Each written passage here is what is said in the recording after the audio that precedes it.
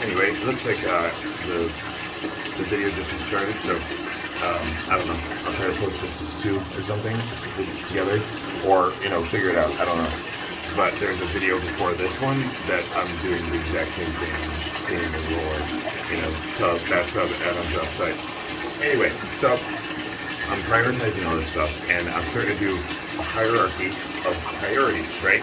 Like, what things should I look at and what things should I not? How to figure that out. So, what we got to do is we got to start from the basics. What is your attention, and is it valuable? All right? Your attention is something that you look at. The way you can tell if someone's paying attention and how invested they are, and how receptive they are. For instance, would be their shoulders, right? Don't pay attention to someone's eyes. Their eyes are one thing. But let's say you're talking to, it's really pretty chick. I had this happen one time. And, she's standing like this, and you can tell, like, she gets approached a lot. Like, she's just got that certain look where she gets approached a lot. And she's a yoga instructor. And anyway, I don't want to ruin the story. So she's chilling, and she's got long curly hair, like down like around here or something. It's just long as hell and flowy. I'm not trying to say she has big breasts or anything. And she sees me come in, and so she like turns like this, Sorry, I'm in a bathtub, so I'm doing a weird angle, but let's see if that's better. So she like turns like this. She's like, and she uses her hair sort of as a hood. I used to use a hoodie, well, I still do. I use a hoodie all the time. It helps with wind, it helps with all types of stuff, whatever. And there are times, like if I'm hungover or whatever, I'll just throw a hoodie on, and it just feels nice, And I can tell she uses her hair as a hood to sort of like shield her from outside, because she doesn't want to get pulled in from other people's energy. And that's important. And so I knew this about her. And check it out. I mean, not about her, sorry. I didn't know her personally at the time. I knew this about women, about people in general, but by studying, like, I was married for 11 years, and I was with the same chick, like, since I was 16, and I got her pregnant when I was 17. So I was with her my entire adult life, and like 35 we get a divorce, and like at this point I've been very faithful. So like how I interacted with women was like I treated them like they were a Barbie doll downstairs, like there was nothing there for me. It was just like all, it was just like a, and so I learned how to treat women like I'm already taken. I have the most beautiful fucking woman in the room, clearly. I'm going home with her, like I'm good, and that's how it was. And once I lost her, then I was like, okay, what am I going to do here? I lost her because I was actually trying to go towards self-improvement, and she was trying to go towards self-improvement and self-development. And at this stage in her life, she wanted certain things, I wanted certain things, and they just didn't coincide. She wanted something that would make her life better and happier, and that was more time with me. And I wanted to have more time for myself, to start to work out and lose weight, because I was 276 pounds. I'm a big fat boy, right? And I'm only 5'9", so like 276 pounds. I'm a 5'9" dude. Everyone couldn't believe, every time I tell people that, they couldn't believe it. I'll try to show some pictures. I think I might have already known. Fuck, man, I'm sorry if I already said all this. But anyway, it's pertinent to this story. So anyway, let's not get sidetracked with stupid extra stories like being fat. Whatever. Fat, I'm taken, I got this hot chick, I just start interacting with women a certain way, and they're just like, whatever, they're just Barbie dolls. Meanwhile, my wife wants more time with me, and I'm like, I want more time to like work out and get back to skinny, because every time I see myself in the mirror, I'm walking and I see myself in the mirror, and I'm like, who the fuck? Oh, it's just me. It took a minute, like the way I see myself is like I'm fucking Tom Cruise, like in my head in my 20s, and then every time someone shows me a picture, like, look, you and your wife and your kids, and I'd be like, who the fuck is that fucking weird giant dude with that tiny face, the big fat head with the tiny face, like how Ella Baldwin is, So I would see myself and I just didn't understand. I'm like, that's not me. That's not like what my soul feels like. That's not what, and so I wanted to like fulfill myself so I can be more confident and I can have better sex with her and I feel like I deserve her rather than, oh my God, I'm with the most gorgeous woman in the world. I worshipped her like too much, you know? Like I was with her, like literally when I jerked off, I literally would jerk off to images of her or thoughts of her. That's how faithful I was. Like seriously. So I literally had to think up how to. I learned like things like you learn art of seduction and like teaching. I studied how to interact with women and in a more of a sexual intention way instead of just being there like. And the guy like who's a Barbie doll downstairs too. I just got a little bump. She's just got a little bump.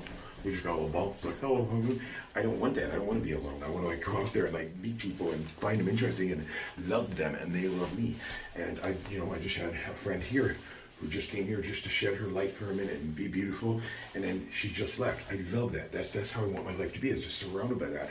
And so at the time, I learned that this is a few years ago now. This is after I'd lost the weight. I'm super into yoga. This chick's a yoga instructor for like 20 years. I mean, she is goddamn ripped, dude. Like, I mean, tiny arms, but they are sculpted. Everything is just like all the muscle groups, everything right where it should be. You know what I'm saying? Like, damn, dude, perfect body. And then I love very curly hair because my wife had that too. Like, I'm into it. Like, I always say, like, if you turned her, like when you see the long, like red curly flowy hair that comes down and it's tapered into a point in the middle. I always told my wife, I always said that it looked like a flame if you were to turn it upside down, like you got the flame like this and then you like turn it upside down. That's what her head would look like if you turned her upside down. She'd look like a fire. This woman looked exactly like that. Crazy, same size, everything. Anyway, of course I walk in, I'm like, hey, how's it going? It wasn't like that. That's creepy. I don't even know why. It was just because the camera's down there. But anyway, that's being creepy. So I'm sitting there, and I walk in, and I walk up to her, and I'm like, hey, what's happening? Hi. And she's like, oh, she's like this. Never turns towards me. She's like, oh, hey. So my goddaughter Kaylin is behind the counter. She's my daughter, one of my daughter's best friends from high school. Me and her, but she didn't have a dad, and I found out about it. Built a relationship with her, and she's like I call her my goddaughter now. So anyway, me and Kaylin went to go do yoga. Me, Kaylin, and her boyfriend at the time, we all went to go do yoga and get some lunch before she had work next door to me at the juice shop next door to me. Which was owned by my friend. So like literally I was surrounded by my environment. This poor, defenseless, harmless chick, this beautiful woman I should say, she didn't know where she was, she walked into my world and I walked up and I was like, hello person, hi, you look like light. I can see it shining out of you. I want to know more. And she was like this, yeah, so, hi, she was interested in Kaylin because Kaylin was talking about yoga, and Kaylin's got this fire. She's a bright, beautiful, young, just full of life girl. Like, and then you know what else happened? And oh, dude, it's so cool how you should. Like, that's how she is, And she's a light, and this woman is just basking in the glow and warming up by the fire, so to speak. And she's like, so, forget about whatever this is because I'm protective, but I want to focus on this. Tell me more about my passion as a 20-year yoga instructor. Tell me more about that and how it's affected your life. You said you went to yoga today, outdoor yoga in the park. Ooh, that sounds interesting. Who'd you go with? And Kaylin is coming up to give her a coffee, and she goes, oh, that man right there, and pointed to me, and I'm standing over here. Jennifer's over here. She's over here. I mean, me's over here. Me. I'm over here. She's over here. And so I'm Kaylin now. Kaylin walks up and she goes, oh, that man right there. And she hands her a coffee. And she went like this. She went, I don't know why I used names. That totally ruins this from being usable anywhere outside of here. But anyway, we talked about that. I'm going to keep everything in-house and make a separate video from out there, except for like random ones I can see are appropriate. But yeah, every time I mention someone's name, cannot be used outside of the the council. So, anyway, she's like this, and she goes, that man right there, and she goes, yeah? You see my shoulders are square toward facing me. My heart is facing in towards the camera right now, and my shoulders are square to it. All right. So if you were to put they always tell you to put a stick across here in hockey, or in golf, you put your club there, put the bar across to square your shoulders up to your target, so that you aim your target that way. It's very intentional and aware, so that you can get the proper. So I can't, nerve damage. I just tried to do my old cross swing. But anyway, so you can tell where someone's heart and their intention is by where their center focus is. You see where his focus is? And that will tell you everything. So if someone's interested in you and you're talking to them, they're going to be like this. Their intention is going to be like this. It means they've got your attention. And so back to attention. Attention is valuable.